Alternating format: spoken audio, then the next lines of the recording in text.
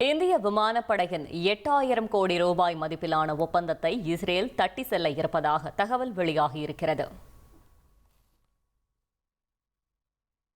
இந்திய விமானப்படையின் 8000 கோடி ரூபாய் மதிப்பிலான ஒப்பந்தத்தை இஸ்ரேல் தட்டிச் செல்ல இருப்பதாக தகவல் வெளியாகி இருக்கிறது.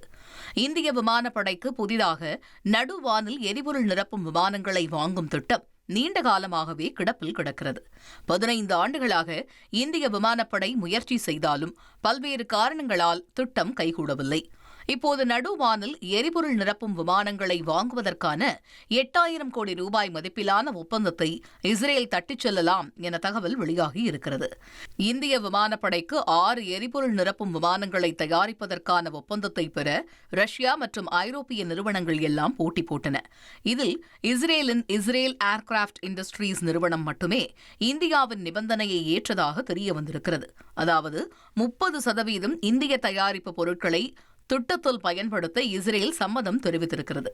திட்டத்தின்படி இஸ்ரேல் ஏர்கிராப்ட் இண்டஸ்ட்ரீஸ் நிறுவனம் பழைய பயன்படுத்தப்பட்ட போயிங் 767 கமர்ஷியல் விமானங்களை வாங்கி அதனை நடுவானில் எண்ணெய் நிரப்பும் விமானமாக மாற்றி இந்திய விமானப்படைக்கு வழங்கும் என பாதுகாப்பு வட்டார தகவல்கள் தெரிவித்துள்ளன.